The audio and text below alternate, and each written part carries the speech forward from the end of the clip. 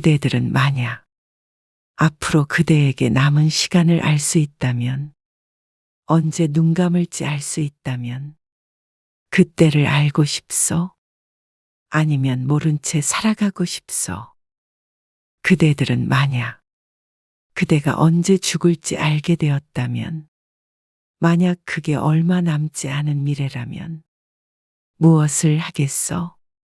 그대들은 만약 병원에서 치료받으며 1년을 사는 것과 자유롭게 하고 싶은 일을 하고 하루를 사는 것 중 하나를 고르라면 어느 것을 고르겠소? 사람은 누구나 나이가 들기 마련이지만 모두가 죽음이 오지 않을 것처럼 살아간다오. 언젠가 때가 되었을 때 그대들은 겸허히 그것을 받아들일 준비가 되어 있다고 생각하시오. 어떤 할머니의 이야기를 들려주겠소. 할머니 문 씨는 20년 전 남편을 떠나보냈어. 위암이었는데 병을 발견했을 땐 이미 손 쓸 수 없이 늦어 제대로 된 치료도 해보지 못하고 그 손을 놓아야 했어. 그때가 문 씨의 딸이 17살이 되던 해였어. 딸이 태어나 처음 겪어본 죽음이 가장 가까운 사람인 아버지였어. 그 충격은 이루 말할 수 없었다오.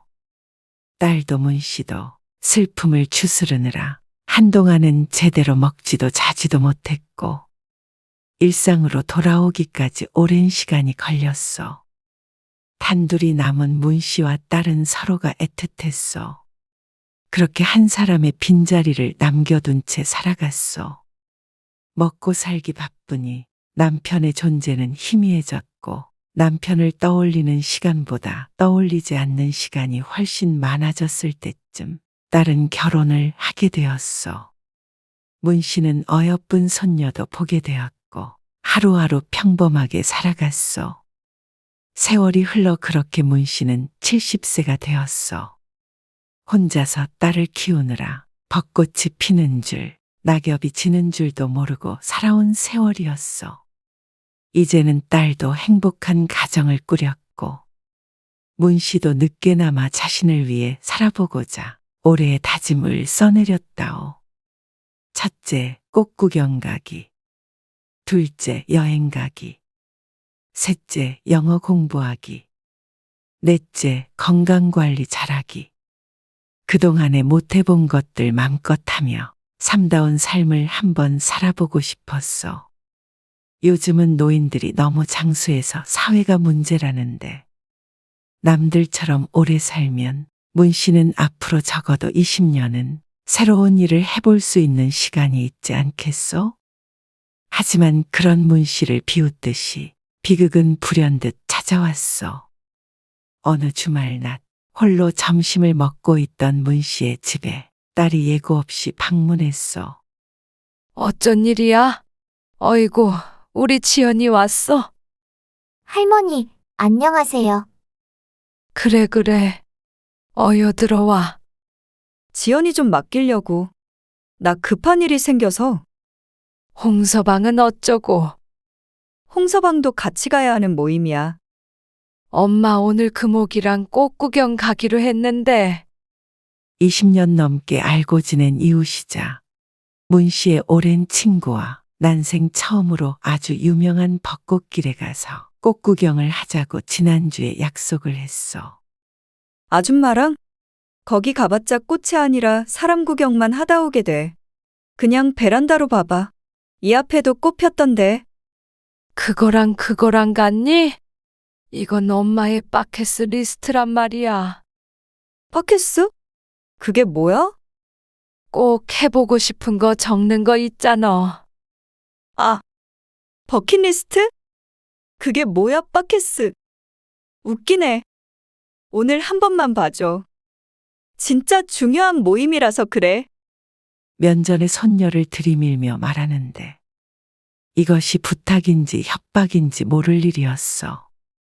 하지만 문 씨는 결국 핸드폰을 들어 약속을 취소하기 위한 전화를 걸어야 했어. 알았으니까 밥이라도 한술 뜨고 가. 아니, 나는 이따 홍서방이랑 먹어야 돼. 잠깐 앉아 있다가 갈게. 밥 먹고 있었어? 다 먹었어.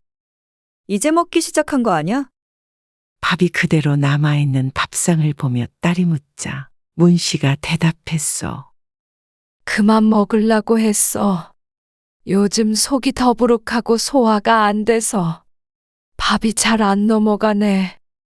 집에 매실 없어? 맨날 먹어도 똑같아. 요새 왜 이러지? 소화 안 되면 죽 같은 거 먹어.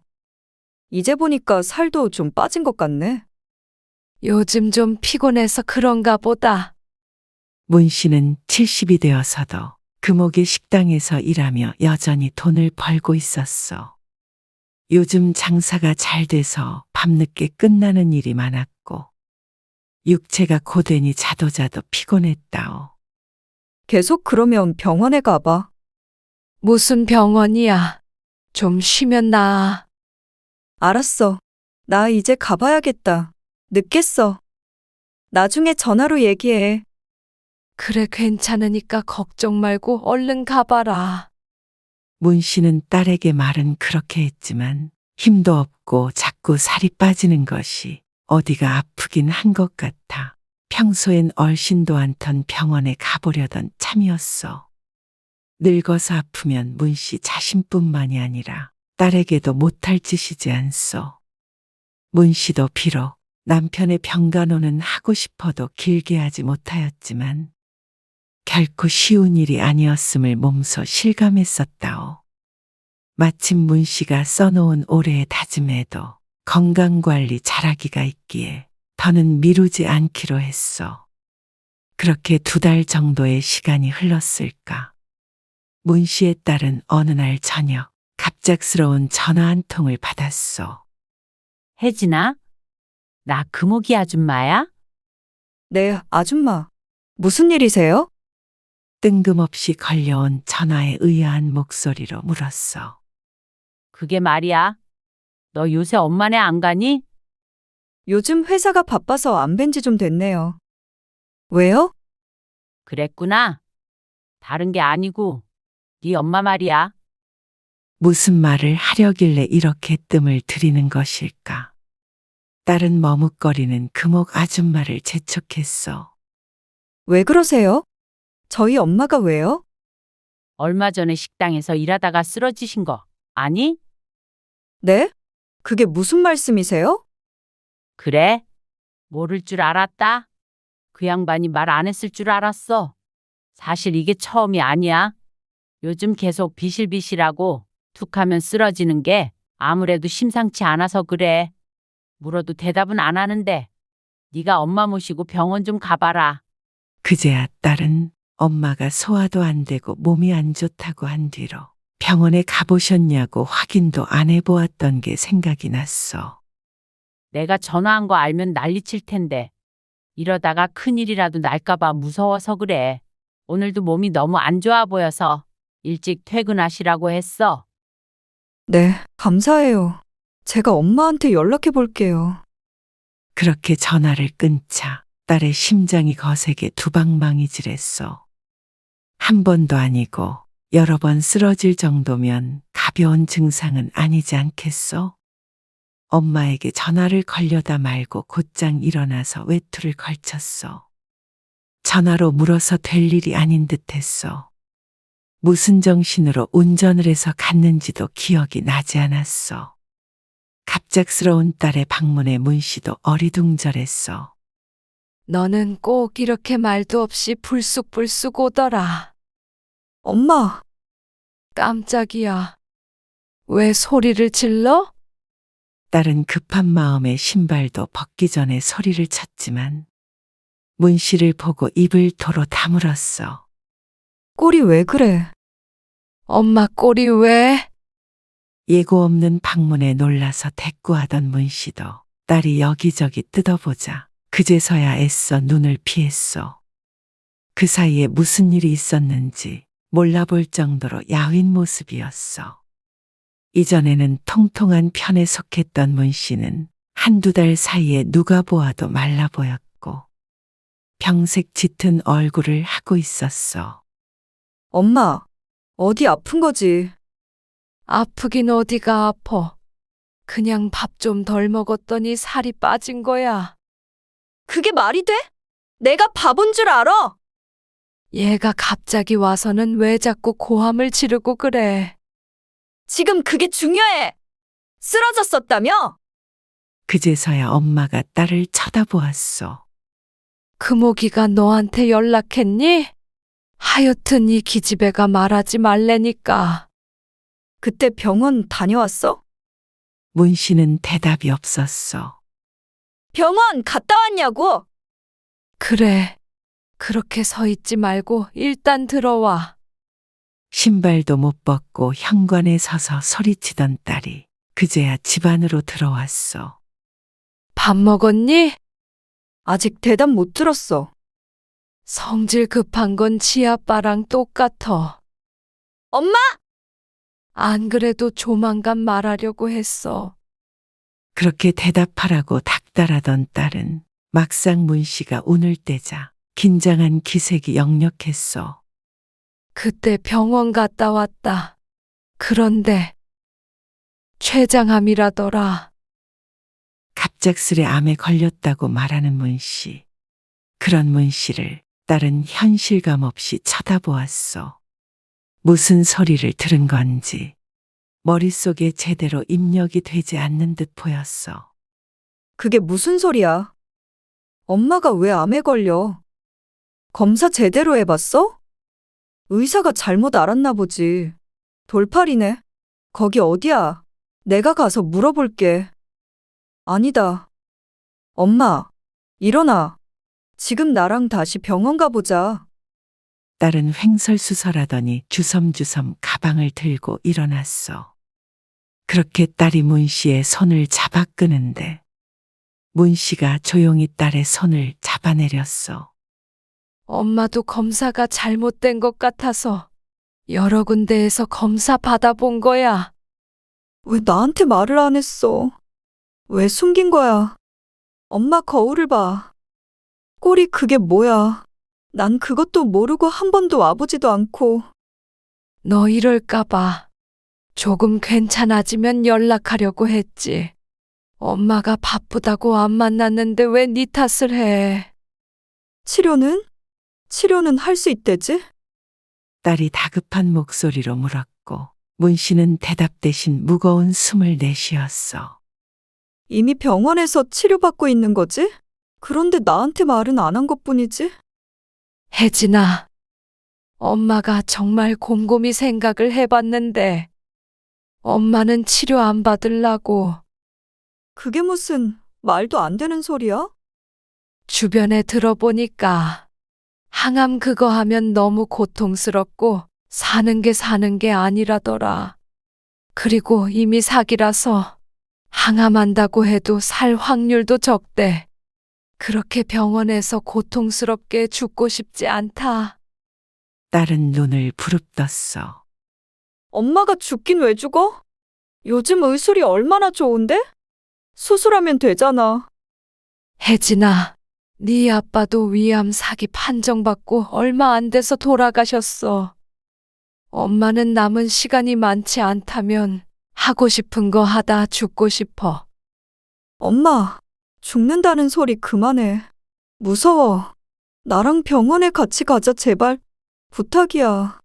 내가 이렇게 부탁할게. 딸은 바닥에 머리를 박고 엎드려 빌며 엉엉아이처럼 울었어. 아주 어린 아이일 때 빼고는 들어본 적 없는 딸의 울음소리였어. 문 씨의 눈에도 눈물이 핑 돌았어. 말은 그렇게 했지만 문 씨라고 덤덤했겠어? 여러 병원을 헤매다 결국 간암이라는 병에 걸렸다는 확실히 들었을 때 자신도 지금의 딸과 크게 다르지 않은 모습이었어. 문 씨는 딸을 일으키며 말했어. 혜진아, 엄마 나이 벌써 70이야. 엄마가 치료한다고 하더라도 앞으로 더 살면 얼마나 더 살겠니? 그런데 병원에서 1년, 2년, 3년? 그렇게 허송세월로 낭비해버리고 싶지 않아. 아니야. 요즘엔 100살까지 산다며. 엄마 그럼 30년은 더 내 옆에 있을 수 있는 거잖아. 나를 위해서 치료받아 줄 수 없어? 1% 확률이라도 살 수 있다면 치료받는 게 맞잖아. 내가 암에 걸려서 엄마처럼 말했어도 엄마는 그러자 했을 거야? 그러자 문 씨는 말문이 막힌 듯 하려던 말을 도로 집어넣었어. 만약 딸이 암에 걸렸다면 무슨 짓을 해서든 살리려고 했겠지 하고 생각했어. 목 놓아오는 딸에게 치료를 안 받겠다는 말을 더 이상 할 수가 없었어. 문 씨는 딸을 끌어안고 토닥였어. 알겠다. 병원 갈 테니까 그만 울어. 목 상한다. 그리고 얼마 뒤 문 씨는 딸과 함께 병원에 갔다오. 의사는 보호자인 딸만 불러 말했어. 무조건 입원해서 항암 치료를 받으셔야 합니다. 다른 선택지는 없다는 듯한 단호한 목소리였어. 항암을 안 할 순 없나요? 전이 상태가 좋지 않고 연세가 있으셔서 수술이 힘든 상황입니다. 입원해서 당장 치료하지 않으면 위험합니다. 그러면 살 수 있나요? 제가 살 수 있다 없다. 단정지어 말씀드릴 수는 없어요. 다만 항암 치료를 받으면 안 받은 환자보다는 평균적으로 더 오래 살 수 있다고 보시면 되죠. 몇 년이나 더 오래 살 수 있어요? 10년? 딸이 다급히 묻자 의사는 침묵하더니 어렵게 입을 뗐어. 5개월, 6개월. 장담할 수는 없습니다. 암 중에서도 생존율이 가장 낮다는 췌장암. 그것도 이곳저곳으로 전이된 사기이기 때문에 그 생존율은 2%가 채 되지 않는다고 하오. 100명 중에 98명은 죽는단 말이었어. 딸은 세상이 무너져 내리는 듯했어. 하지만 어머니 앞에서 희망을 잃은 모습을 보일 순 없었어. 그러면 어머니는 치료를 거부할 것이 분명했다오. 항암을 안 하게 되면 6개월도 사시기 힘들다는 거죠? 그건 절대 권하지 않습니다. 드물지만 치료되는 경우도 있기 때문에 보호자께서 환자분 잘 설득하셔서 꼭 항암 받으시도록 해야 해요. 딸도 5개월이든 6개월이든 어머니가 조금이라도 더 살아계시길 바랬어. 딸의 간곡한 부탁에 문 씨는 마지못해 항암 치료를 받기로 했어. 딸은 직장에 휴가까지 내고 그런 문 씨를 간호했다오. 엄마, 불편한 데는 없어? 없지. 힘들지? 아니다. 네가 왔다 갔다 하느라 더 힘들지. 집에 들어가 봐. 홍서방도 그렇고 지연이도 엄마가 필요하잖아. 나도 엄마가 필요해. 다 이해해 줄 거야. 항암 치료가 시작되고 문 씨는 웃음을 잃어갔어. 엄마 식사하세요. 속이 안 좋아서 나중에 먹을게. 그래도 먹어야지. 어지러워서 누워있고 싶어. 몸을 눕히던 문 씨는 다급하게 몸을 다시 일으켰어. 신발을 신으려고 헛발질을 하다 바닥에 구토를 했어. 엄마, 항암 때문에 제대로 먹은 게 없어 신물밖에 쏟아지는 게 없었지만 문 씨는 계속해서 구역질하며 고통스러워했어. 배가 뒤집어지는 통증에 문 씨가 자리에 주저앉았어. 딸은 그런 문 씨를 부축했어. 엄마, 속이 안 좋아? 문 씨는 대답하지 못했어. 딸이 도와 화장실에서 입을 헹구는데 문 씨의 입안이 전부 헐어 있었어. 이래서는 속이 좋아도 물 한 모금 넘기는 것도 아플 듯 했어. 진통제 좀 놔달라고 그럴게. 혜진아, 엄마 그만하면 안 될까? 문을 향해 몸을 돌리던 딸이 멈칫했어. 이내 뒤돌아보며 애써 웃음 지은 딸이 대답했다오. 무슨 말이야? 엄마 너무 힘들다. 엄마, 힘들어도 조금만 참아요. 금방 좋아질 거야. 아니야. 그럴 수 없을 것 같아. 알 것 같아. 지금 너무 아파서 그래. 내가 의사 선생님 모셔올게. 딸은 서둘러 문을 열고 나갔어. 그러곤 문 밖에 주저앉았어. 터지는 눈물을 참을 수 없어 숨죽여 오열했다오. 문 씨의 말대로 문 씨는 치료를 받는 사람처럼 보이지 않았어. 전혀 호전되지 않았고 오히려 입원했을 당시보다 병색이 짙어졌어. 살은 더 빠져서 흡사 해골처럼 보였고 눈빛은 생기를 잃은 지 오래였어. 어머니는 죽어가고 있었어. 딸은 차마 인정할 수가 없었어. 딸은 직장도 집도 뒷전으로 두고 어머니만을 돌보았어. 한눈이라도 파는 사이에 어머니가 사라질 것만 같았어. 문 씨의 고통을 옆에서 지켜보는 딸 또한 가슴이 미어졌다오. 하지만 그렇다고 문 씨의 말처럼 모든 걸 멈출 수는 없었어. 그 말은 어머니를 잃는 것과 같은 말임을 모두 알고 있었어. 그래서 딸은 문 씨의 바람을 모른 척했어. 그렇게 문 씨는 항암 치료를 이어갔어.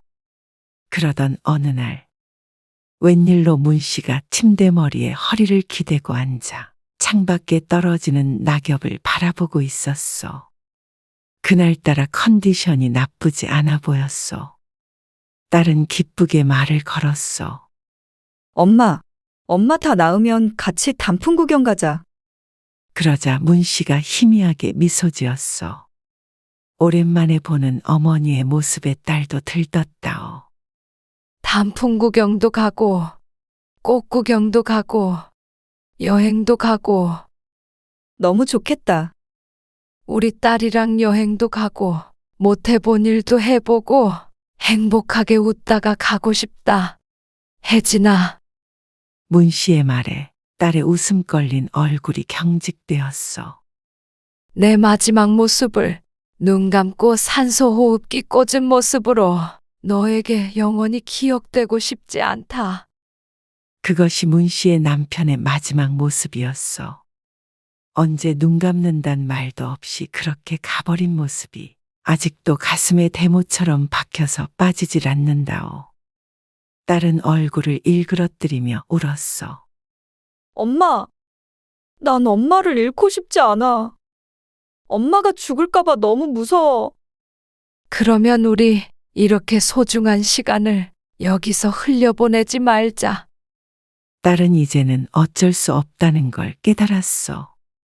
오히려 자신의 고집으로 지난 몇 달간 어머니에게 고통을 준 것이 죄스러웠어.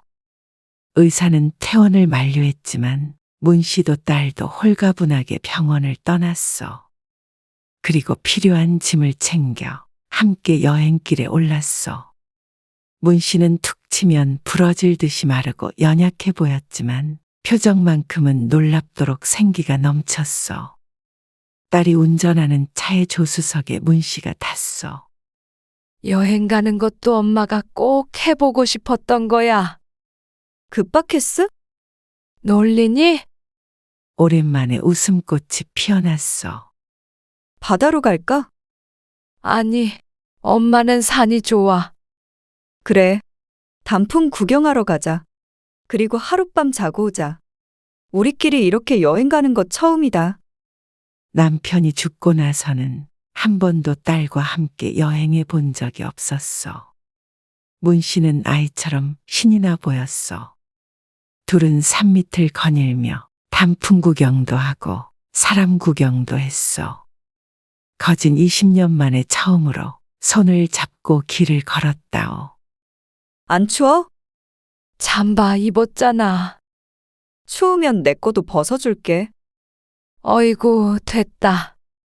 문 씨는 기분 좋은 웃음을 흘렸어. 오래 걷지 못하는 문 씨의 건강 상태 때문에 얼마 못 가 벤치에 앉아 쉬었어. 마음 같아서는 산도 올라가겠는데. 나중에 다시 오면 되지. 나중. 별것 아닌 단어가 문 씨의 마음을 울렸어. 그토록 소중한 말이 될 줄은 몰랐어. 딸을 낳아 키우면서 아이가 자라는 순간순간이 모두 소중했지만 지금 딸과 함께 있는 이 순간은 다시 다시는 돌아오지 않을 것임을 알기에 두 눈으로 두 귀로 온 마음으로 새겨놓고 싶었어. 딸 또한 이날의 공기, 냄새, 소음, 어머니의 얼굴까지 오래도록 기억할 것이요. 너 하고 싶은 거 실컷 하고 그렇게 살아. 내가 언제 하고 싶은 거 못하고 살았나? 일한다고 밥 굶지 말고 홍서방이랑도 싸우지 말고 사이좋게 지내고. 엄만 내가 아직도 어린애인 줄 알아. 딸의 볼멘 소리에 문씨가 미소 지었어. 엄마한텐 넌 언제나 어린아이야. 딸은 눈물이 차오르기 전에 거칠게 문질러 닦았어. 오늘은 엄마에게 행복한 기억만 만들어주고 싶었어.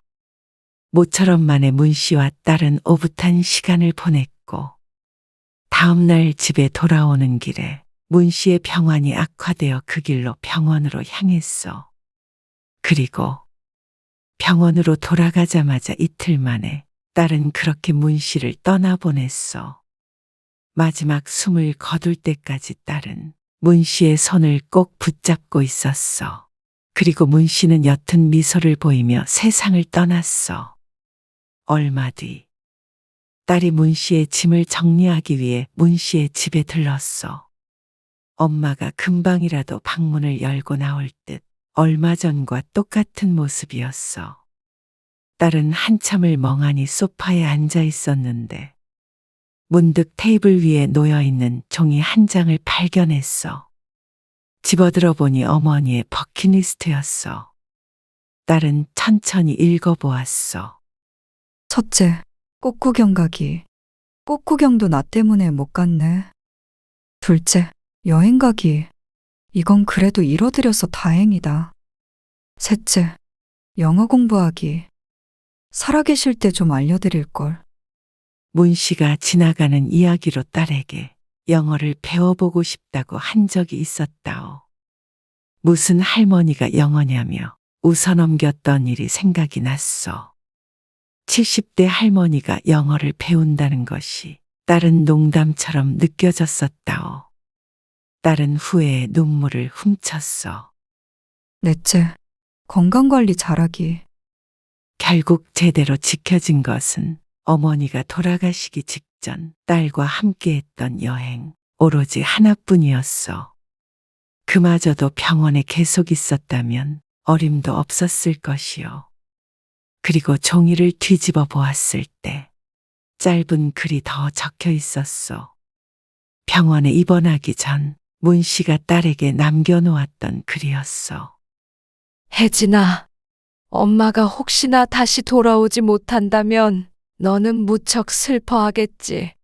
꽃구경 못 해본 것, 이런 건 하나도 아쉽지 않고 미련도 없다. 내가 유일하게 눈에 밟히는 것은 오로지 너뿐이다. 엄마가 떠났을 때 네가 너무 오래도록 슬퍼한다면 나는 하늘에서 더 오래도록 괴로울 거다. 그러니 조금만 슬퍼하고 훌훌 털어버리길 바란다. 그리고 언제나 웃으면서 행복하게 살아라. 이 세상 무엇보다 사랑한다. 내 딸. 엄마가. 딸은 어머니의 짧은 편지를 붙잡고 꺼이꺼이 울었어. 진작에 어머니의 말을 들었더라면, 병원에서 힘겨운 항암을 이어가지 않았더라면, 함께 행복한 추억을 좀 더 만들고 떠나보낼 수 있었을까? 그대들은 문씨와 같은 상황이었다면 어떤 선택을 하겠어?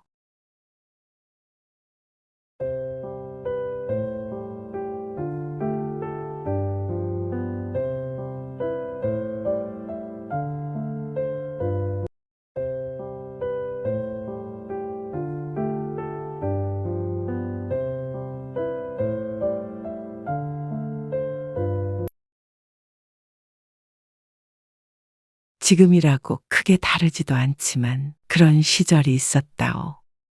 지금은 우스갯소리처럼 이야기하지만 아버지가 화나시면 밥상을 엎고 국민학교 선생님이 남편에게 맞아 시퍼런 눈을 하고 아이를 가르치시고 아이 우는 소리에 온 동네가 시끄러웠던 적이 많았어. 남편은 가부장적이고 이혼을 하면 색안경을 끼고 보던 시절이지 않소?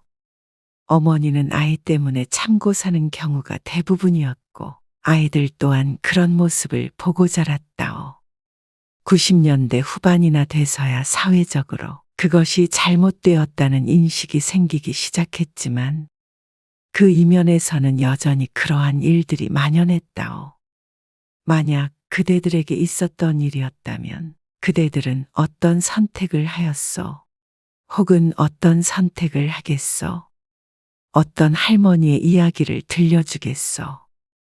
할머니 임씨의 남편은 몇 년 전 중풍으로 쓰러져 한쪽 팔다리가 마비가 되어 누워서 생활하고 있어. 한쪽 팔로 몸을 끌어 움직일 수는 있지만 연로하여 그마저도 쉬운 일은 아니었다오. 그러다 보니 줄곧 방에만 누워있게 되었어. 이 여편네야, 리모컨 찾아오란 소리 안 들려? 열려있는 방문 사이로 베개가 날아와 거실에 앉아있던 할머니의 등을 탁 쳤소. 병 안으로 누워있는 환자가 어디서 그런 힘이 샘솟아 던져대는지. 주변에 있는 물건이 남아나질 않아 할머니가 딱딱한 물건은 치워둔 참이었어. 할머니는 방으로 들어가 할아버지의 머리만 멀찍이 떨어져 있던 리모컨을 들어다 잡을 수 있는 위치에 툭 던져두고 다시 나왔어. 망할 놈의 할망구! 하늘 같은 남편이 말하는데 대답도 안 하고 자빠졌어. 내가 일어나기만 하면 너 같은 건 찍소리도 못하게 두들겨 줄 거야. 악을 쓰며 목이 찢어져라 소리를 지르자 말은 기침이 터졌어. 패도 좋지 않아 쉽게 멈추지 않았다오. 할머니는 방문을 닫아버렸어. 기침 소리는 여전히 문틈으로 새어나왔지만 물 한 잔 떠다주는 정성도 보이지 않았다오. 그렇게 제풀에 지칠 때까지 기다렸다가 아침 밥상을 차려 방으로 들어갔어. 낮은 쟁반에 몇 가지 반찬을 담아 할아버지 옆에 내려놓았어. 나 나갔다 와요. 밥 먹어요. 뭐야? 또 어딜 간다는 거야? 언제 들어올라고? 저녁 때 올게요. 배고프면 그 옆에 빵 먹어요. 그러고는 뒤돌아서자 아니나 다를까 할아버지가 쟁반을 탁 하고 엎어버렸어. 미친 여편네가! 남편이 몸저러우니 바람이 들어서 맨날 쏘다녀. 내가 가만히 둘 줄 알아? 다시 밥 차릴 시간 없어요. 할머니가 무심히 대꾸하자 할아버지가 화들짝 놀라 소리쳤어. 뭐야? 그럼 저녁까지 굶으라는 거야? 밥 귀한 줄 알고 차려준 사람 정성 귀한 줄 아세요. 그러고는 할머니는 거칠게 터져나오는 할아버지의 욕설을 뒤로 한 채 외출했어. 일을 하지 않는 주말엔 할아버지와 한 공간에 있는 것 자체가 고역이라 늘상 바깥에서 시간을 보내다 귀가하곤 했어.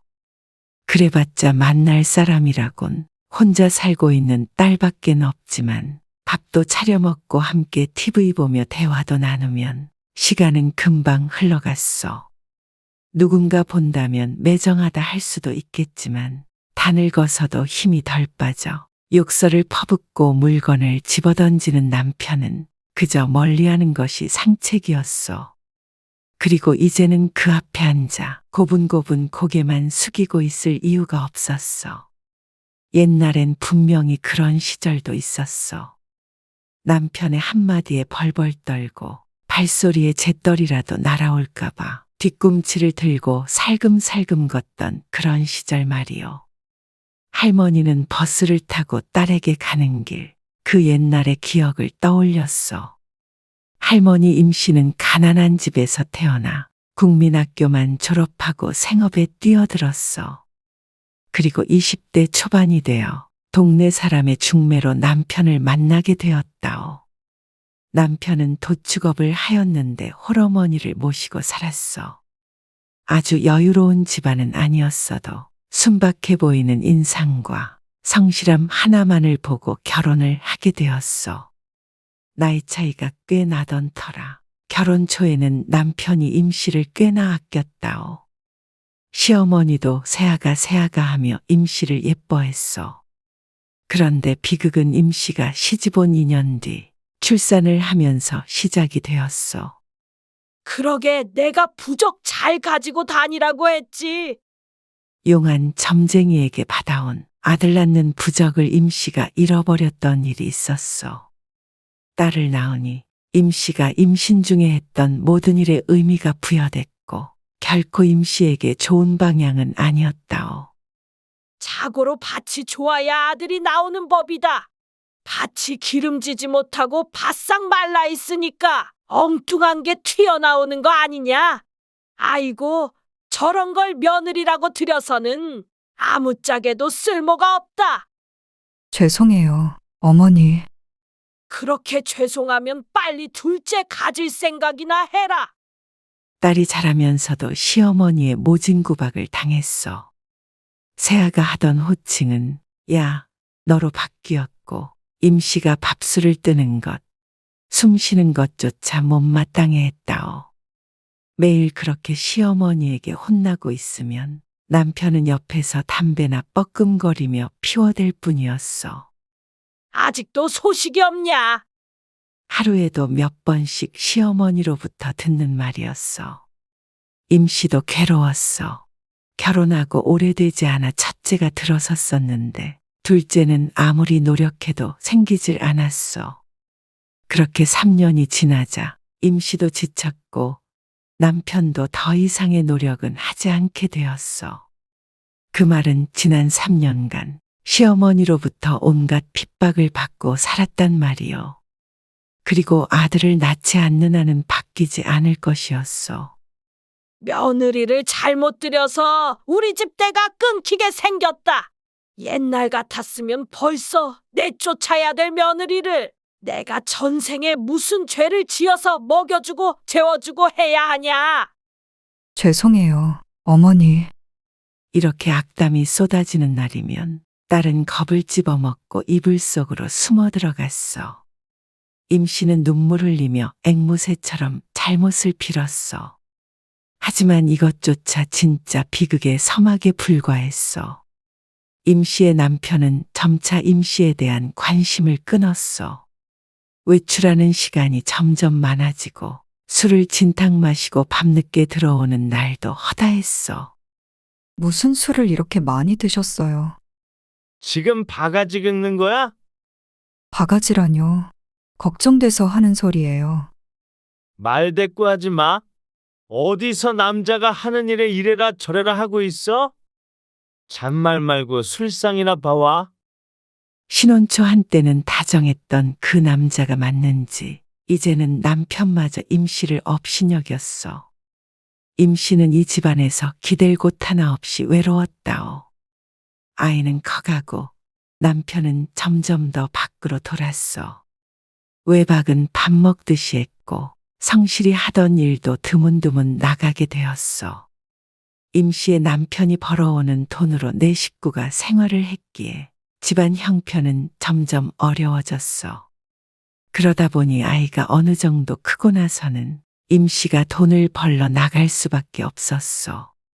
공장에 다니며 일을 하고 집에 오면 집안일도 도맡아 해야 했다오. 시어머니의 도움은 바랄 수도 없었고 손녀를 투명인간 취급하는 시어머니는 아이조차 봐주지 않아 낮 동안엔 이웃집에 맡겨야 했어.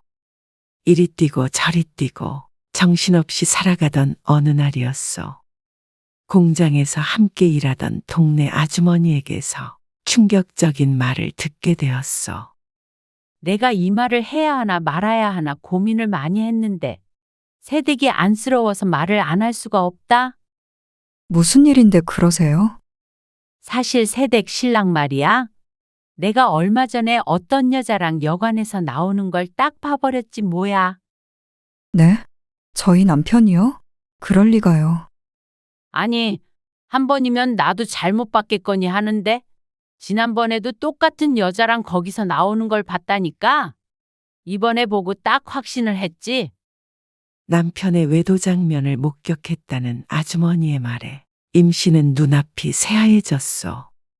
임씨로서는 상상도 못할 일이었어. 사이좋은 부부는 아니었어도 백년가약을 맺은 사이 아니요. 그리고 아이의 아버지이기도 하지 않소.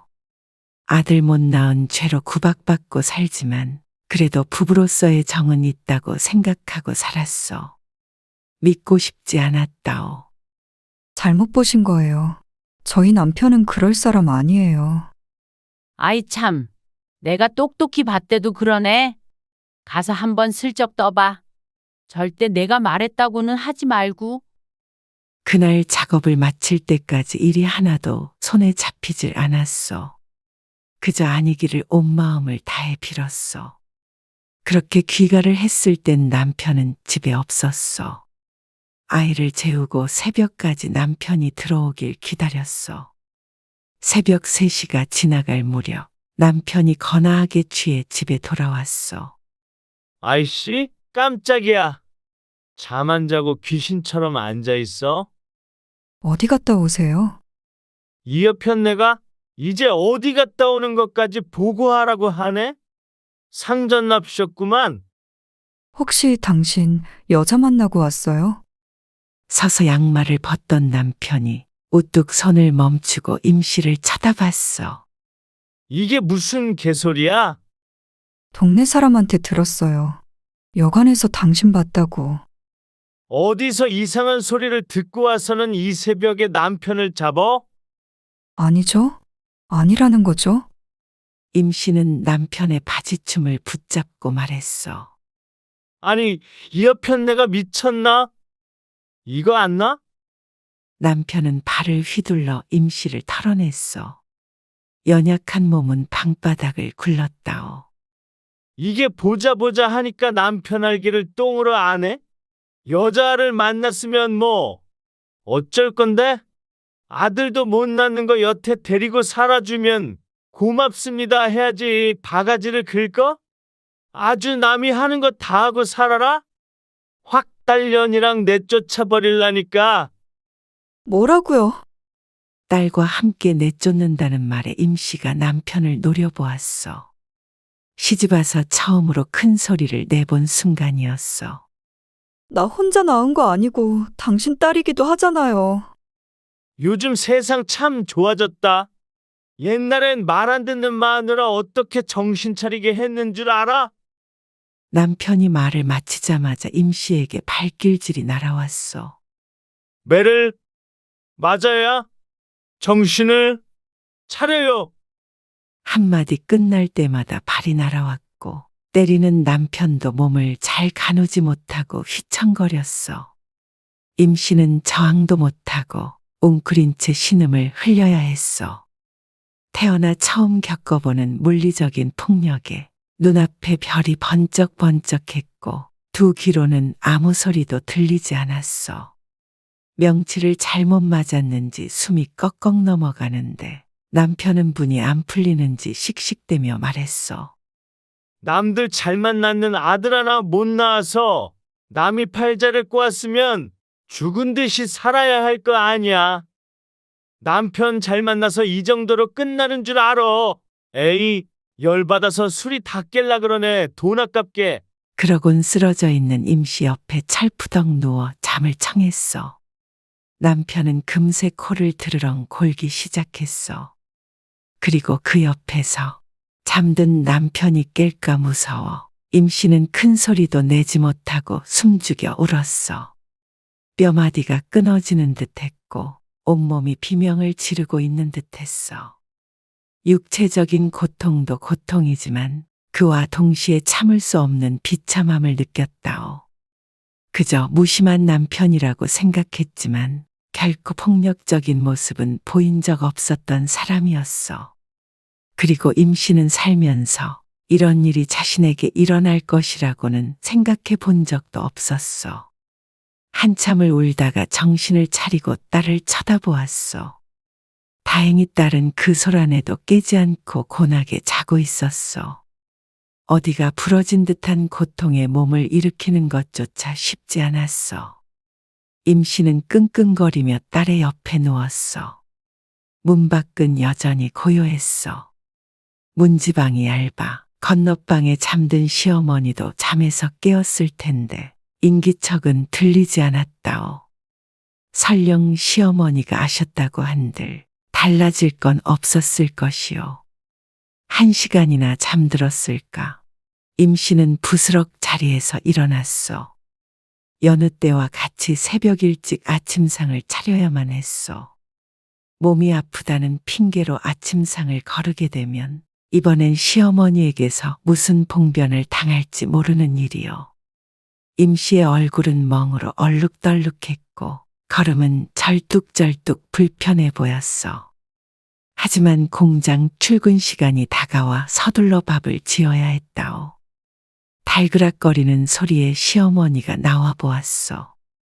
됐다. 아침은 내가 차릴 테니까 넌 출근이나 해라. 웬일인지 며느리 대신 밥을 차리겠다고 시어머니가 나섰어.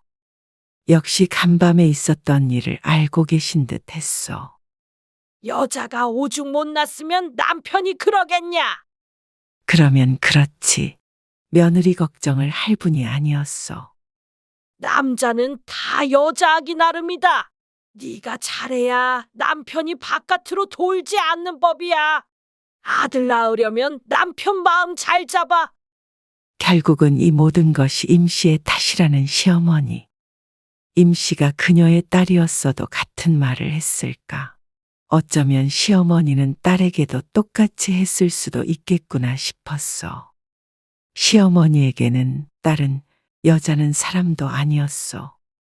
참 아이러니했어. 그러는 시어머니도 같은 여자이고 누군가의 딸이었을 텐데 또다시 울컥 울음이 터져나왔어. 어디 아침부터 부엌에서 눈물바람이야? 정승 떨지 말고 출근이나 해라.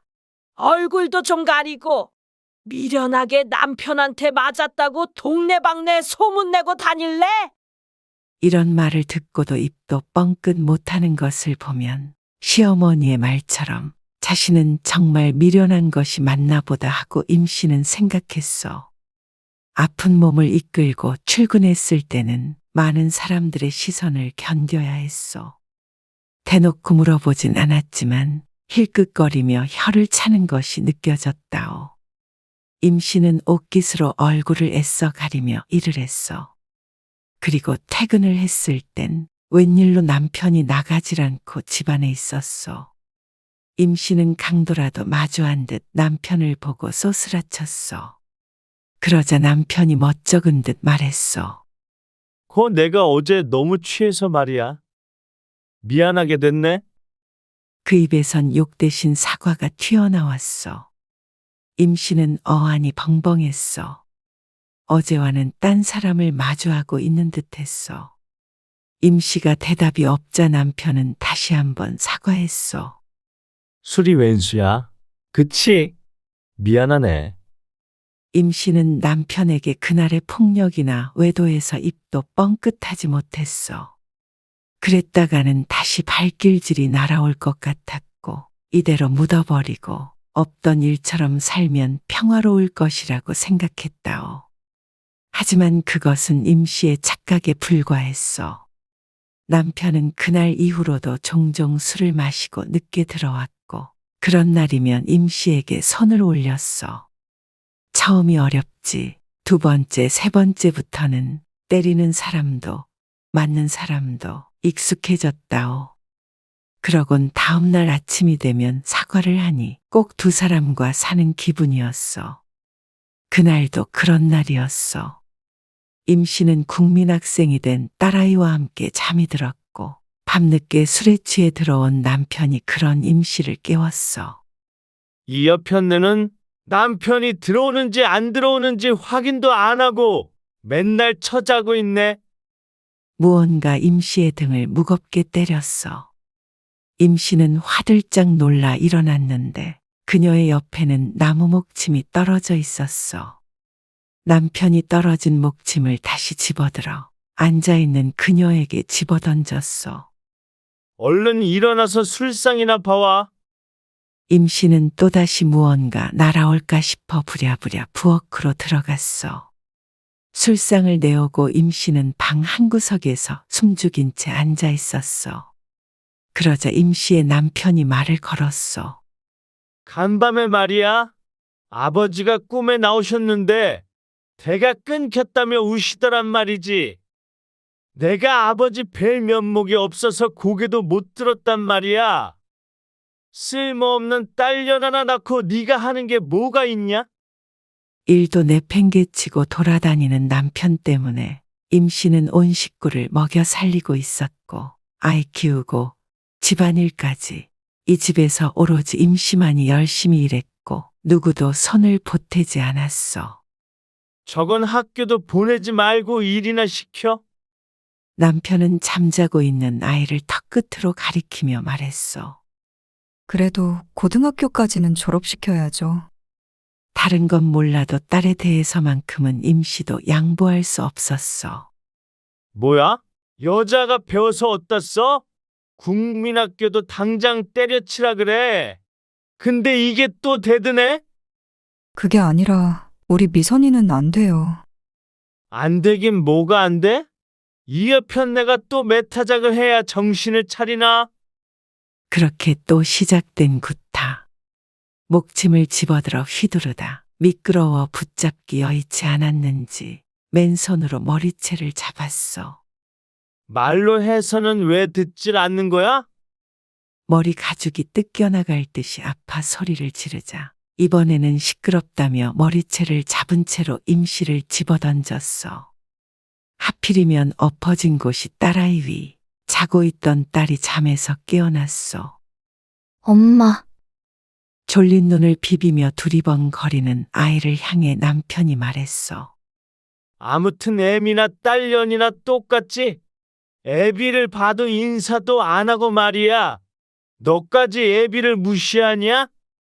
남편이 아무것도 모른 채 눈을 동그랗게 뜬 딸아이를 향해 위협적으로 다가갔어. 그러자 임 씨는 비명을 지르며 그 앞을 가로막았어. 하지 마세요. 그런 거 아니에요. 애가 뭘 알아요. 어쭈? 가로막아? 이 옆편 내가 오늘따라 왜 이래? 애비가 딸년 교육도 못 시키냐? 제발 하지 마세요. 그래, 너 오늘 날 잘 잡았다. 남편이 아이가 보는 앞에서 임 씨에게 손찌검을 하자 아이는 그제야 험악한 분위기를 깨닫고 울음을 터뜨렸어. 임 씨는 아이의 귀를 막은 채 감싸 안고 남편의 발길질을 견뎠어. 임 씨가 엎드려 꿈쩍도 안 하자 남편은 더욱 열이 받았어. 발로는 성이 안 풀리는지 주위를 두리번거리다 마땅한 게 보이지 않자 먹던 밥상을 엎어 머리 위로 들어올렸어. 임 씨가 고개를 들자 남편은 그대로 내려쳤고 임 씨에게는 그 장면이 꼭 느리나면을 재생하는 것처럼 느껴졌다오. 그리고는 난장판이 되었어. 이마가 찢어졌는지 임 씨는 피칠갑을 했고 아이는 목청 터지는 소리를 내며 울었어. 남편도 몸을 써서 힘이 빠졌는지 바닥에 철푸덕 주저앉았고 그 사이 임 씨는 혼미한 정신을 붙잡고 아이를 안고 방문 밖으로 뛰쳐나갔어. 이대로 있다가는 맞아 죽을 것 같았어. 그제야 심상치 않음을 느꼈는지 시어머니가 문을 열고 나와 보았는데 임 씨의 몰골을 보고 눈이 휘둥그레해졌다오. 이게 무슨 일이냐? 임 씨는 대답하지 않고 신도 신지 않은 채로 집 밖으로 뛰어나갔어. 뒤에서는 남편이 어딜 가냐며 소리치는 소리가 들렸지만 아이만 꼭 껴안은 채 달아났어. 임 씨가 향한 곳은 파출소였어. 그동안 남편이 때릴 때마다 떠올렸던 곳이지만 차마 아이 아빠를 신고할 수 없어 생각만으로 그쳤었다오. 절뚝거리며 파출소 안으로 들어가자 아는 얼굴이 보였어. 아니, 이게 무슨 일이에요? 그는 이 동네 토박이 박씨로 남편과 잘 아는 사이였어. 임 씨는 흐느끼며 그동안의 일을 털어놓았어. 그러자 박 씨는 난감한 듯 이마를 긁으며 말했어. 아이고, 그런 일이 있으셨구나. 제가 댁까지 모셔다 드릴게요. 지금 다시 거기로 가라고요? 걱정 마세요. 제가 그 친구한테 잘 말해 볼게요. 원래 그런 놈이 아닌데 이상하네. 저 맞아 죽어요. 에이, 저희가 같이 가는데 절대 그럴 일 없습니다. 김순경, 가자. 그러자 옆에 있던 젊은 순경이 머뭇거리며 차키를 챙겨 일어났어. 싫다고 버티던 임씨는 결국 집으로 돌아오게 되었어. 경찰차를 타고 온 임씨와 아이를 본 남편과 시어머니는 임씨를 향해 눈을 부라렸어. 아이고, 동네 창피하게. 형님, 잘 지내셨어요? 임씨의 남편이 박 씨에게 아른 척을 하였어. 그래, 잘 지냈지. 야, 임마, 재수 씨 꼴이 왜 이러냐? 그냥 좀 다툰 거예요. 말로 해, 말로. 그럼요. 그리고 집안일은 집안에서 끝내야지. 파출소까지 오게 만들면 쓰냐? 네, 단속 잘하겠습니다.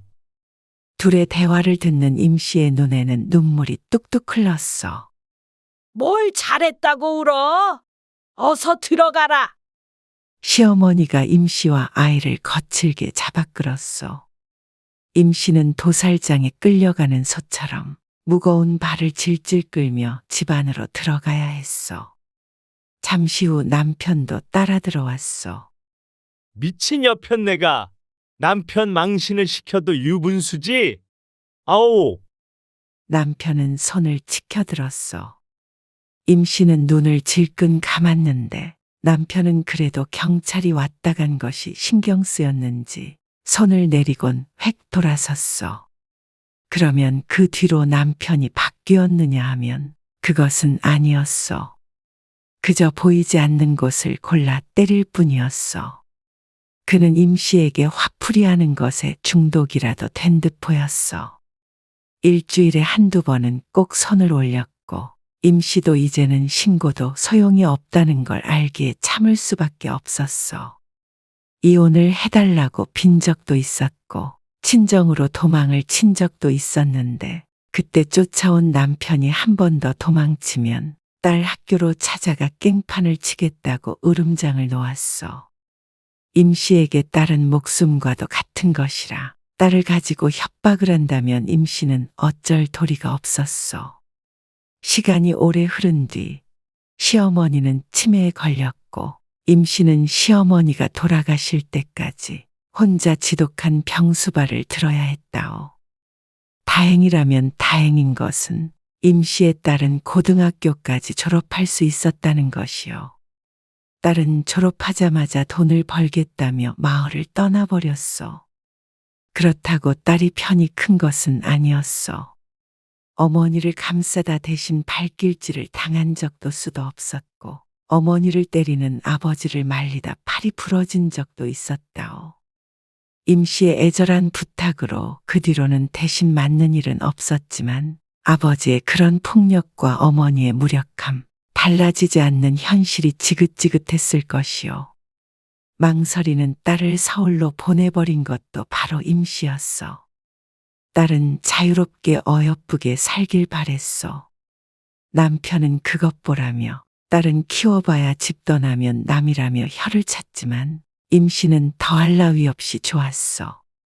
누군가는 그때 왜 딸과 함께 떠나지 않았느냐 하겠지만 임씨는 아마 그리했다면 남편의 소나귀에서 벗어나지 못했을 것이라 생각했어. 자신이 이곳에 있어야 딸이 떠날 수 있을 것이라 생각하고 단념했다오.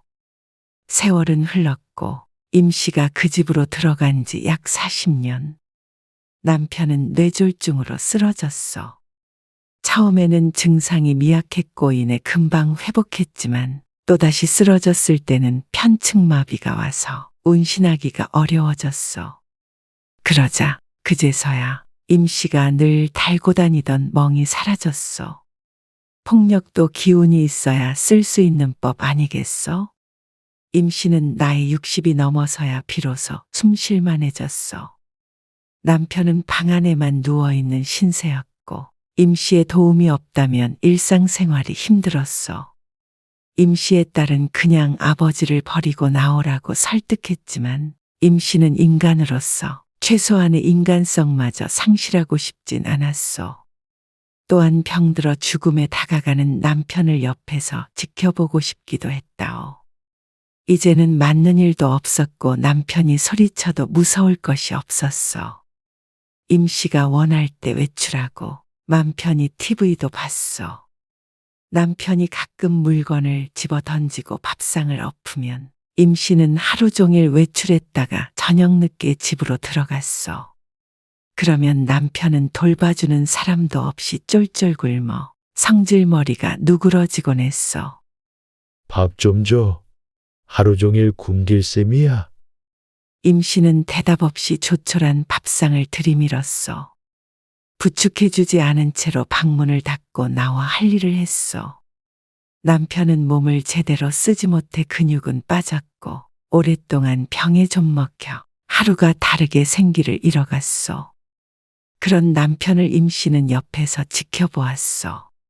어이, 열린 방문 너머에서 남편이 힘없이 임 씨를 불렀어. 임 씨는 못 들은 척 있었는데 계속해서 부르는 소리가 들렸어. 임자, 젊었을 때 구박했던 거 말이야. 그것 때문에 나한테 이러는 거면 너무한 거야. 이제 나이 들어 힘도 없는 사람, 하나밖에 없는 마누라가 돌봐줘야지. 그제야 임 씨는 남편에게 제대로 대꾸했어. 고작 몇 년을 가지고 뭘 그래요? 40년이에요. 당신에게 맞고 산 세월이. 그땐 내가 미안했어. 젊은 치기에 그런 거야. 나도 지금은 후회해. 죽을 때가 되니까 그 입에서 후회한다는 소리가 나오네요. 내가 이렇게 눈 감으면 당신 마음은 편하겠어? 모르는 소리 하네요. 난 당신 이렇게 눈 감기만을 기다리고 있어요. 뭐야?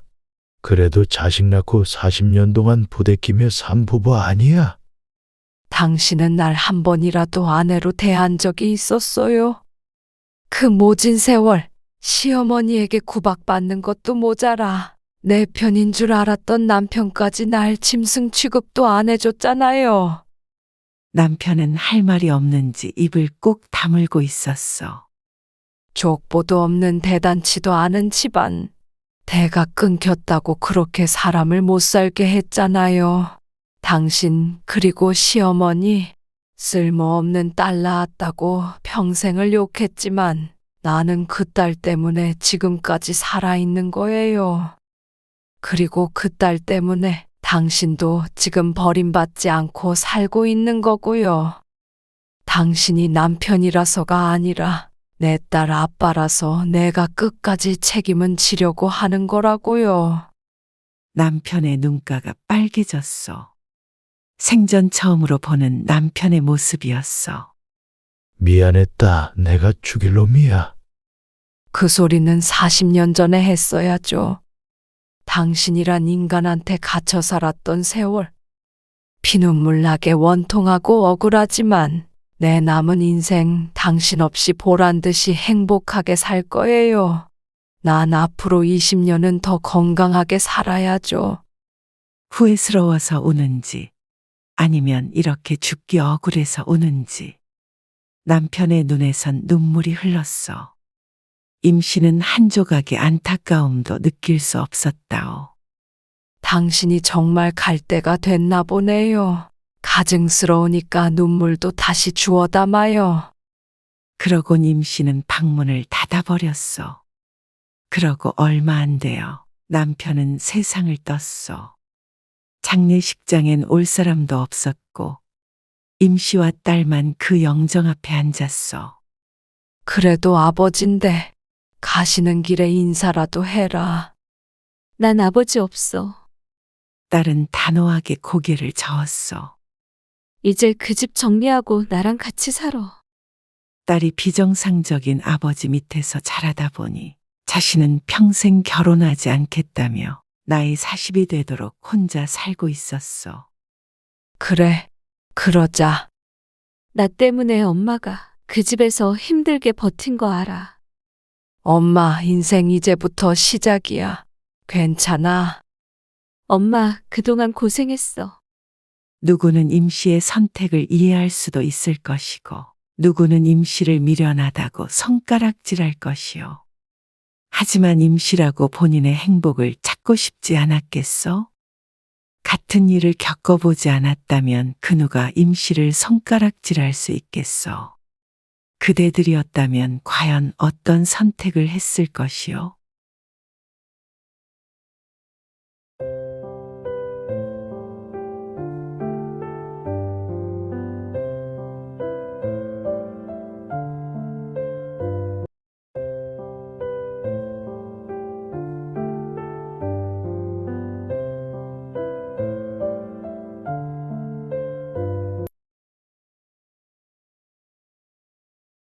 요즘 시대는 그렇지 않지만 옛날 그 시절에는 아이들 웃음소리로 집이 시끌시끌했어.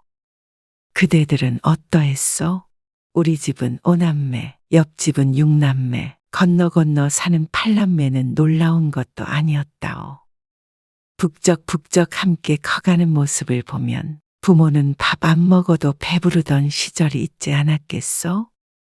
형제들은 커가며 서로에게 의지하고 부모에게 효도하고, 그것이 이상적인 가족이라는 것이겠지만 어찌 인생이 이상적으로만 흘러가겠어.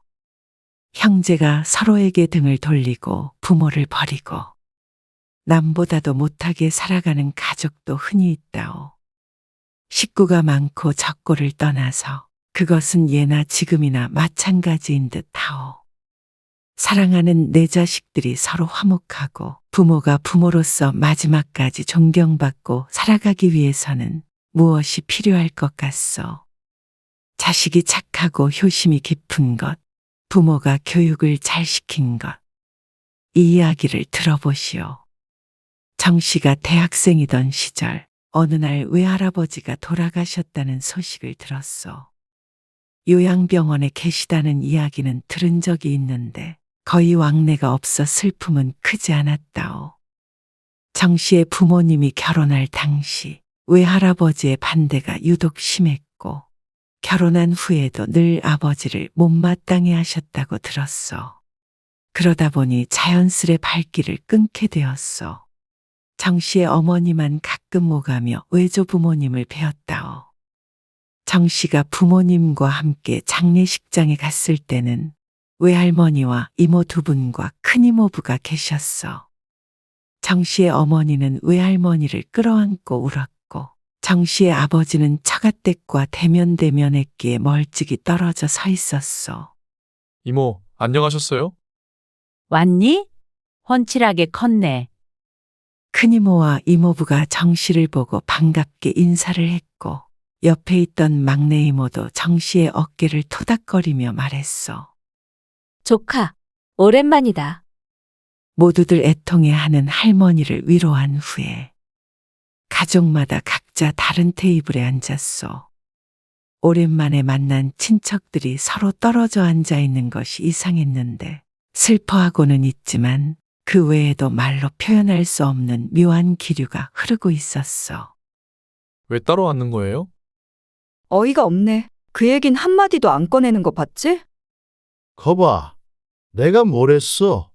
저렇게 나올 줄 알았다니까. 무슨 얘기 하시는 거예요? 너는 알 것 없어. 어른들 하는 얘기야. 하지만 그 이유는 곧 알게 되었어. 정 씨가 화장실에 다녀온 사이에 무슨 일이 있었는지 큰이모와 정 씨의 어머니가 큰 소리를 내며 다투고 있는 것 아니겠어? 말을 그렇게 하면 안 되지. 내가 뭐 틀린 말 했니? 웃기잖아. 여태 신경도 안 쓰던 애가 갑자기 왜 엄마를 모셔간다는 거야? 아버지 돌아가셔서 적적하시니까 우리가 돌봐드리겠다는 거 아니야? 내 엄마 내가 챙긴다는데 뭐가 웃기다는 거야? 네 속내를 내가 모를 줄 아니? 뭐? 자식이 부모한테 효도하는데 무슨 속내가 있다는 거야? 조금 전까지만 해도 서로 웃으며 인사하던 이들이 이제는 서로에게 삿대질을 해가며 소리를 치고 있었어. 안에 있던 사람들은 흥미롭게 둘을 지켜보았다오. 그래, 처제. 어머니는 우리가 알아서 챙길 테니까 처제는 신경 쓰지 마. 글쎄, 내가 모셔간다니까요? 처제, 혹시 지금 이러는 거 아버님 통장 때문이야? 그러자 정 씨의 어머니는 잠시 할 말을 잃었고 막내 이모가 대화에 끼어들었어. 표정 보니까 딱 맞네. 언니 진짜 음흉하네. 엄마 위하는 척은 혼자 다 하고 뒤로는 호박씨 까려고 그런 거네. 호박씨? 버릇없게 언니한테 그게 무슨 말버릇이야? 대화를 듣자 하니 돌아가신 할아버지의 통장 때문에 서로 싸우고 있는 듯 했어. 할머니는 영정 앞에 앉아 말이 없으셨고 자매들은 서로 곧 머리채라도 쥘 듯한 분위기였어. 말이 나와서 하는 얘긴데? 아빠 통장 어디 있어? 언니가 가지고 있지?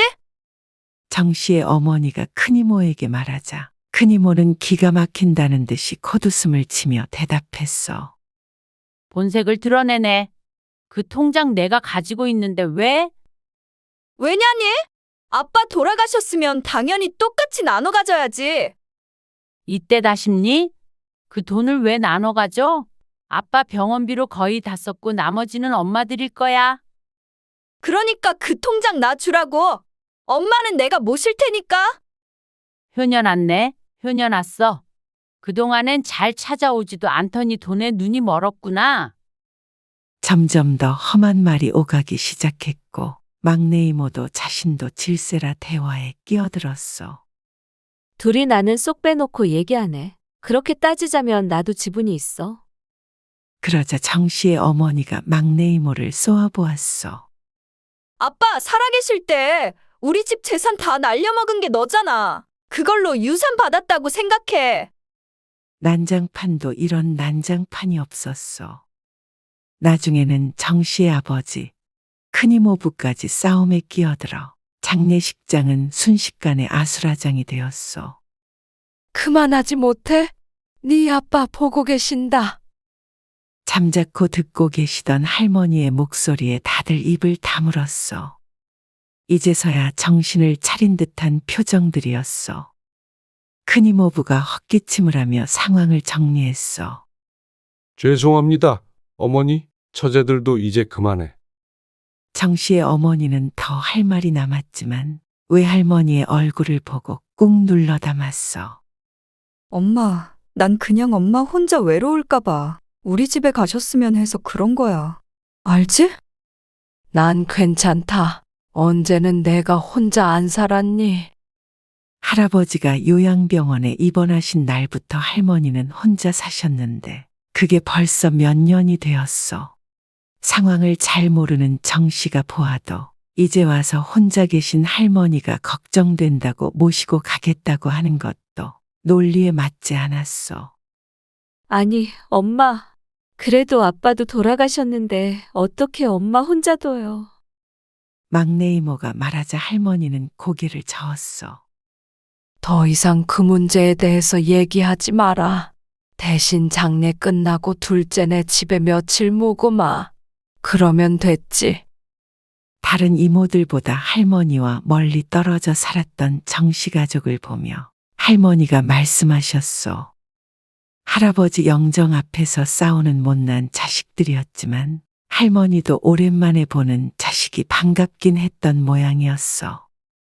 발인이 끝나고 외할머니는 간단한 짐을 들고 정신의 집으로 오게 되었어. 엄마, 그때 말이야. 돈 때문에 엄마 모시려고 했던 거 아닌 거 알지? 그래, 안다. 며칠이라도 편히 있다가 가세요.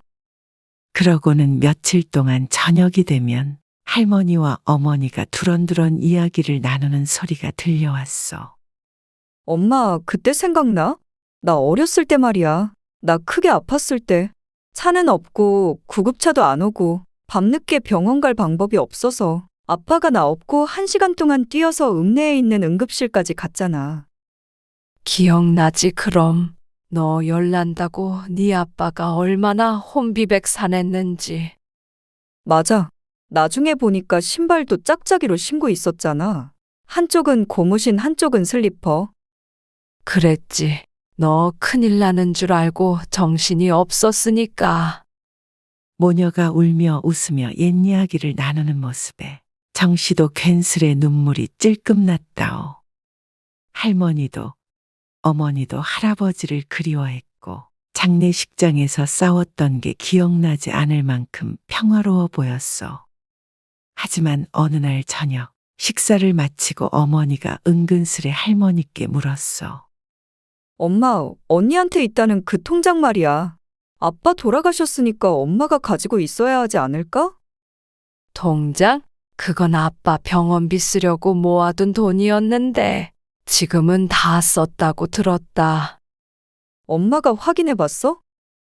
무슨 확인식이나 하니 다 썼다길래 그런 줄 아는 거지.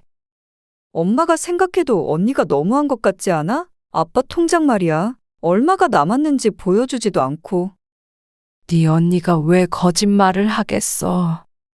엄마가 달라고 안 할 거면 내가 말해볼게. 내가 알아봤는데 원래 아빠 돌아가시면 그 재산은 자식들하고 부인이 똑같이 나눠 가져야 한대. 이게 할머니가 오신 첫날부터 어머니가 꺼내고 싶었던 본론인 듯 했어. 얼마가 남아있는지는 확인해 봐야 할 거 아냐? 안 그러면 내가 너무 억울하지. 형제끼리 꼭 그렇게 해야겠니? 원래 그 통장에 7천만 원 정도 있었다며? 병원비 쓰고도 몇 천은 남았을 텐데. 그거 언니가 혼자 꿀꺽하려는 거잖아. 옆에서 듣자 하니 할아버지 통장을 큰이모가 관리하고 있었고 비밀번호를 알고 있어서 자유롭게 돈을 꺼내서 쓸 수 있다는 것 같았어. 언니가 안 주면 엄마가 달라고 해야지. 엄마는 언니네 엄마야? 내 엄마이기도 하잖아. 장례식장에서 끝난 줄 알았던 논쟁은 끝난 것이 아니었어. 처음엔 차분히 얘기하다가 정씨의 어머니의 언성이 점점 높아졌어. 똑같은 자식인데? 막내는 사업할 때 전 재산 다 날리면서 도와주고 언니는 몇 천만 원 들어있는 통장도 주는데 나한테는 한 푼도 안 줄 수가 있어? 막내는 사업이 잘 안 돼서 어쩔 수 없었잖니. 뭐가 어쩔 수 없어. 그러면 아빠 통장이라도 엄마가 좀 받아다 주면 되잖아. 악다구니를 쓰는 어머니를 정씨가 말렸어. 엄마, 왜 그래요? 진정하세요. 애초에 그걸 왜 엄마가 관리를 안 하고 언니를 주냔 말이야. 그러자 할머니는 지친 듯 더 이상 대답 없이 흐느껴 울기만 하셨어. 할아버지가 돌아가신 지 얼마 안 된 지금 돈 때문에 할머니에게 퍼붓고 있는 어머니가 참 매정해 보였어. 엄마, 그만하세요. 내가 억울해서 잠을 못 잔다. 화병 나겠다. 화병은 어머니가 아닌 할머니가 날 것 같았지만 불난 집에 기름을 붓고 싶지 않았던 정씨는 하고픈 말을 삼켰다오. 아니면 엄마가 우리 집에 와서 살던가 해. 그러면 너한테 뭐가 좋니? 나도 혼자가 편해. 최소한 언니가 그 돈 쥐고 있진 못할 거 아냐. 너는 그게 지금 애미한테 할 소리니? 엄마 모신다고 나서는데 뭐가 문제야? 네 새끼 보는데 부끄럽지도 않니? 내가 지금 내 새끼 위해서 이러는 거잖아. 이 모든 일들이 정씨를 위해서라고 말하는 어머니. 정씨는 할머니에게 대들고 있는 어머니의 모습이 자신을 위한 일이라고는 생각되지 않았어. 할머니는 더 이상 말을 잇지 못하셨어. 그리고 다음날 이른 새벽, 할머니는 짐도 제대로 챙기지 않으시고는 말없이 할머니 댁으로 돌아가셨어. 어머니는 그런 할머니가 걱정되지도 않는지 아침 일찍 정씨를 불렀어. 누가 듣고 있는 것도 아닌데 하도 소근소근 말씀하시기에 정씨도 귀를 바짝 갖다 대고 듣게 되었어. 네 외할아버지 말이야. 예전에 상가점포를 하나 가지고 계셨거든. 네가 그것 좀 알아봐라. 그걸 제가 어떻게 알아봐요? 외할머니한테 여쭤보시면 되잖아요. 자꾸 그런 거 없다고 그러시니까 그러지. 엄마가 어딘지 알려줄 테니까 서류를 떼보든 전화를 해보든 알아서 해봐. 정씨는 어머니가 이해가 가지 않았어. 할아버지의 통장 얘기도 말이요. 7천만 원이 들어있었다고 하더라도 할아버지가 요양병원에 계신 것이 몇 년이요. 언뜻 생각해 보아도 남아있는 돈은 많지 않을 것 같았고, 다른 재산도 할머니가 없다면 없는 것 아니겠소? 있다고 하더라도 훔쳐올 것처럼 몰래 알아보려는 어머니가 이해되지 않았소. 결국 울며 겨자 먹기로 이리저리 알아보았지만 어머니가 알려주신 주소는 이미 8년 전에 명의가 넘어간 상태였소. 그날 저녁 어머니와 아버지가 그 이야기를 듣고 펄쩍 뛰었다오. 8년 전이면 막내랑 살고 있을 텐데? 뭐야? 그럼 팔고 남은 돈도 없을 거 아냐? 막내 이모가 예전에 크게 사업을 한다 어쩐다 하다가 할아버지 재산을 통째로 날려먹었다고는 익히 들었소. 망한 후에 분가를 해서 따로 살았는데 함께 살 때 생겼던 돈이면 진작 없어지고도 남았을 상황이었소. 장모님한테 물어보면 되잖아. 한 푼도 안 가지고 계시겠어? 엄마가 그렇게 말도 없이 돌아가 버렸는데 지금 전화하긴 좀 그렇고 나중에 내가 전화 한번 해봐야겠다. 그리고 그날 밤에 막내 이모로부터 전화가 걸려왔어. 엄마, 집에 계신다며? 언니 집에 한 달 정도 있을 거라더니 뭐라 그랬길래 엄마가 벌써 돌아가셨어? 바쁜 일이 있으셨나 보지. 무슨 일로 전화했어? 언니, 내가 생각을 해봤는데 가까이에서 끝까지 아빠 돌본 건 큰언니잖아. 그 통장에 돈이 있든 없든 그건 큰언니가 갖는 게 맞는 것 같아. 장례식장에서 자신 목도 떼줘야 한다며 소리치던 모습이 눈에 선한데 딴 사람이 된 듯이 말했소. 나는 그 돈 안 줘도 되니까 언니도 포기해. 솔직히 언니가 아빠를 위해서 한 게 뭐가 있어? 형부 때문에 왕래도 없었고. 그런데 아빠 돌아가셨다고 돈 달라고 난리치는 게 난 좀 웃겨. 효도다운 효도나 하고선 돈똥거려야지. 막내 이모의 말에 정 씨의 어머니는 기가 막힌 웃음을 터뜨리며 말했어. 효도? 효도로 줄 세우면 너는 순위에도 없어. 이기집애야. 애초에 네가 아빠 재산 거덜내지만 않았어도 지금 1억씩은 받았다고. 그리고 너 언니한테 돈 받기로 했지? 그러니까 갑자기 이렇게 태세 전환한 거 아냐? 어머머? 받기는 뭘 받는다 그래 내가. 생사람 잡지 마. 막말로 우리 중에 누가 아빠 챙겼어. 큰언니잖아. 그게 챙긴 거니? 아빠 요양병원 보내놓고 통장만 가로챈 거지. 그리고 아무리 그렇다고 하더라도 이러는 건 절차에 맞지가 않지. 다 까놓고 나서 똑같이 나누고 그 다음에 공이 있으면 더 챙겨주고 그래야지. 통장 잔고는 보여주지도 않는 게 말이 되니? 남은 게 없다잖아. 다 아빠 병원비로 썼다잖아. 그러면 왜 못 보여주니? 아니다. 이게 이렇게 길게 얘기할 것 없어. 이번 주말에 엄마 집에서 좀 보자. 언니한테도 전해.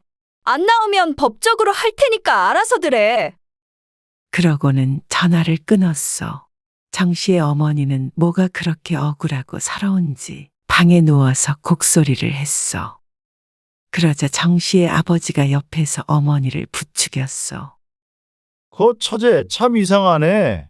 처형이랑 짰어. 아, 그렇다니까. 둘이 쿵짝쿵짝해서 나를 따돌리고 있는 거라고 지금. 그래도 아버지 앞으로 있던 재산이 그 통장밖에 없지는 않을 거 아냐?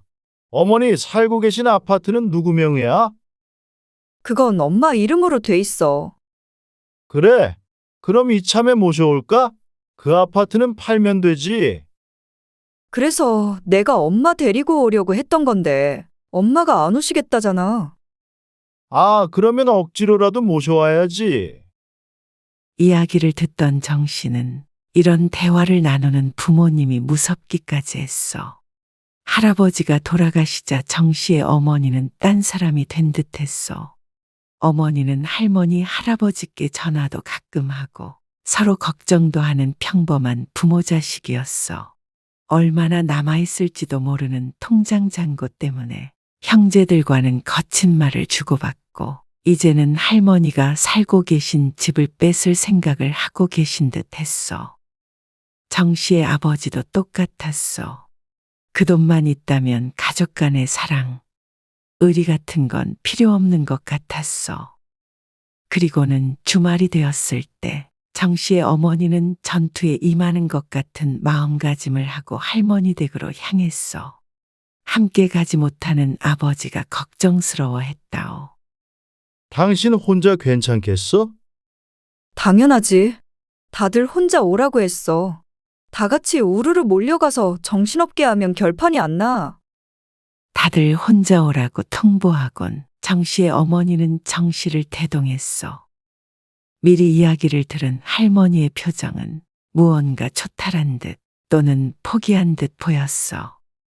모두 다 거실에 둥그렇게 앉아 있었고 정 씨는 식탁 의자에 앉아 멀찍이서 바라보았어. 그래, 여기서 얘기를 끝내자. 큰애 너는 통장 갖고 왔니? 여기요. 문제의 통장이 등장했어. 정 씨의 어머니가 다급히 통장을 열어보았어. 90만 원? 지금 장난해? 어머니가 큰 이모를 잡아먹을 듯이 노려보았어. 그래, 그 돈 30만 원씩 나눌래? 여기 있던 돈 다 어쨌어? 말했잖아. 병원비로 다 썼다고. 큰 이모는 거벌하며 턱을 치켜들고 말했어. 가만히 있어봐. 정 씨의 어머니는 도무지 납득이 안 되는지 통장 내역을 자세히 들여다보았어. 이거 다 병원비로 쓴 게 아니잖아? 그러자 큰 이모는 당황스러운 목소리로 대답했어. 다 병원비는 아니고 아빠 돌보는데 병원비만 드는 줄 알아? 그러니까 언니가 썼다는 말이네? 내가 그 정도도 못 써? 내가 몇 년 동안 고생해서 병원에 있는 아빠 챙겼는데 그 정도 보상도 못 받니? 그렇게 억울하면 네가 하지 그랬어? 언니가 아빠 똥수발을 들었어? 아니면 집에다 모셨어? 자기 혼자 고생한 것처럼 말하네. 또다시 목소리가 높아지자 할머니가 손바닥으로 바닥을 탁 치며 말씀하셨어. 그만들 못하겠니? 돌아가신 아버지가 제대로 눈도 못 감으시겠다. 엄마, 애초에 아빠가 재산 정리만 잘해놓고 가셨어도 이런 일은 없잖아요. 가만히 있던 막내 이모가 괜히 한 소리 보탰는데 그 말을 듣자 할머니의 표정이 왈칵 구겨졌다오. 뭐가 어째? 이런 천하의 나쁜 년들. 이런 것들도 딸이라고 그동안 애지중지 키운 세월이 후회스럽다. 내가 무슨 잘못을 했다고 그래요? 정 씨의 어머니가 말하자 할머니가 말어리를 끊어먹고 대답했어. 너는 그만해. 너 시집 갈 때 아빠가 돈 보태줬던 것 안다. 아무것도 못 받았다는 그런 소리를 해. 이것 봐. 시침이 딱 대고 돈 내놓으라더니 집안 재산 말아먹었다고 전화로 그렇게 욕하더니 진짜 나쁜 건 둘째 언니였네? 이때다 싶었는지 이모들이 말로 어머니를 물어뜯기 시작했어. 언제적 얘기를 하는 거야? 됐다? 됐어.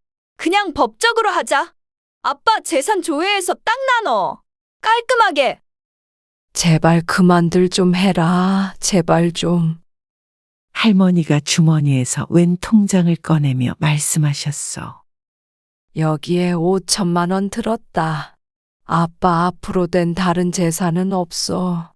그러니까 이 돈 가지고 똑같이 나눠 가져라. 이제 그만들 좀 싸워. 싸우던 자매들이 모두 두 눈이 휘둥그레해졌어. 할아버지 통장 잔고를 보고 이제는 틀렸구나 싶었던 정 씨의 어머니도 표정이 밝아졌다오. 무일푼보다는 1,000만 원이라도 받는 것이 좋지 않았겠어? 어디서 난 돈이야? 엄마! 그동안 내가 모아뒀다. 왜 숨기고 있었어요? 이걸? 숨겨? 네 아버지랑 나랑 너네한테 손 안 벌리고 살려고 모아뒀던 돈이다. 할아버지 병원비까지 생각하면 할머니 할아버지의 노후 자금으로 1억 넘게 벌어두신 듯 보였어. 집도 있으니 사치만 하지 않으면 충분히 두 분이 알콩달콩 사실 수 있던 금액이었어. 이 돈 다 주면 그럼 엄마는 어떡해? 통장을 보고 눈이 반짝하던 정 씨의 어머니가 문득 생각났다는 듯 물었어. 그건 너희가 신경 쓸 것 없다. 그런 거 걱정하는 딸이었으면 지금 내 앞에서 이러고들 있지 않았겠지. 내가 너희 아빠를 따라갔어야 되는데 괜히 오래 살아서 이런 꼴을 보게 됐다. 엄마, 무슨 말을 그렇게 해. 큰 이모도 막내 이모도 갑자기 숙연해졌어. 할머니는 울음을 참으시는 듯 보였고 통장을 바닥에 내려놓으시며 말씀하셨어. 이 돈 가지고 너네끼리 나눠 가져. 그리고 엄마는 아빠랑 같이 죽었다고 생각하고 살아라. 엄마, 그리고 이 집도 나 죽으면 다른 가족이 있는 것도 아니니까 너네가 똑같이 나눠 가지면 되겠지. 내 장례식에서 싸우려거든 아예 오지도 말거라. 무슨 말이야, 그게. 엄마, 왜 그래? 그제서야 정신을 차린 듯 자매들이 할머니의 바짓가랑이를 잡고 늘어졌어. 그런 말 하지 마세요. 난 이제 죽은 사람이니까 찾아오지도 말고 이제 연락도 하지 말고 살자. 둘째 집에 있는 짐은 나중에 호연이한테 들려보내라. 정씨를 통해서 짐을 돌려주라는 말을 남기고 할머니는 모두를 쫓아냈어. 비밀번호가 크게 적힌 통장 하나를 들고 정씨의 어머니와 이모들은 망연자실하여 대문 앞에 서 있었어. 다들 결혼하고 따로 살며 바빠서 그렇지 아주 가깝게 지내진 못했어도 기쁜 일이 있으면 축하해주고 슬픈 일이 있으면 위로해줄 사이는 되었던 자매 사이가 할아버지의 죽음으로 크게 달라졌어. 그 모습을 보는 할머니는 무척이나 괴로워 보였다오. 그렇지만 그날 누구도 할머니와 진짜로 연을 끊을 거라는 생각은 하지 않았던 것 같았어. 하지만 그렇게 할머니는 자식들의 전화를 차단했고 어느 누가 집으로 찾아가도 굳게 닫힌 대문은 열리지 않았다오. 엄마, 그 돈 나눠서 쓸 거예요? 정씨가 어머니에게 물었어. 안 나누면 네 이모들 둘이 나눠서 쓰겠지. 그럴 바에는 우리도 받아야지. 정씨는 진절머리가 났어. 정씨는 통장을 들고 찾아가서 대문 앞에 무릎 꿇고 싹싹 빌기라도 해봤어야 한다고 생각했어. 이게 다 널 위한 거야. 그게 왜 절 위한 거예요? 이게 엄마 아빠 돈이니? 결국 다 네 거야. 그러면 나는 필요 없으니까 차라리 할머니 돌려주세요. 네가 어려서 아직 세상 물정을 몰라서 그래. 정씨는 죽었다고 생각하고 살라는 할머니의 말을 듣고도 그 돈을 정씨에게 주겠다는 어머니가 의아했어. 그만큼 정씨를 사랑하는 어머니라면, 자식을 사랑하는 마음이 무엇인지 아는 어머니라면 할머니가 어머니를 사랑하는 마음도 헤아릴 수 있어야 하는 것 아닌가 하는 생각이 들었어. 며칠이 지나 정씨는 할머니의 짐을 추슬러 할머니 댁으로 향했어. 분명히 정씨를 통해서 짐을 돌려달라고 하셨으니 문은 열어주시겠지 싶었어. 가는 길에 궁금증이 일어 할머니의 가방을 열어보았어. 옷 몇 가지밖에 들어있지 않은 짐을 굳이 돌려달라고 하신 이유가 궁금했다오. 그 속에서 정씨는 낡은 동전 주머니를 발견했어. 열어보니 동전은 몇 개 들어있지 않고 오래된 사진이 한 장 있었어. 앳된 얼굴의 이모들과 어머니가 있었고 젊은 시절에 외할머니와 외할아버지가 곁에 있었어. 보아하니 40년은 좋게 넘었을 듯한 사진이었어. 서로 어깨동무를 하고 있는 자매들은 즐거워 보였고 할머니 할아버지도 자매들을 꼭 껴안고 행복해 보였다오. 빛바래고 손때가 탄 그 사진을 찾기 위해 짐을 가져오라고 하신 듯했어. 어찌나 만져보았는지 사진은 모서리가 다 달아 있었어. 정씨는 사진을 다시 주머니에 곱게 넣었어. 할머니는 정씨에게 가방을 돌려받으셨어. 집 안으로 들이진 않으셨는데 뒤돌아서는 정씨에게 그저 조용히 말씀하셨어. 세상에 혼자 크는 자식은 없다. 너도 부모 사랑 듬뿍 받고 컸으니 나중에 부모가 되거들랑 그 마음을 조금이라도 헤아려 보거라.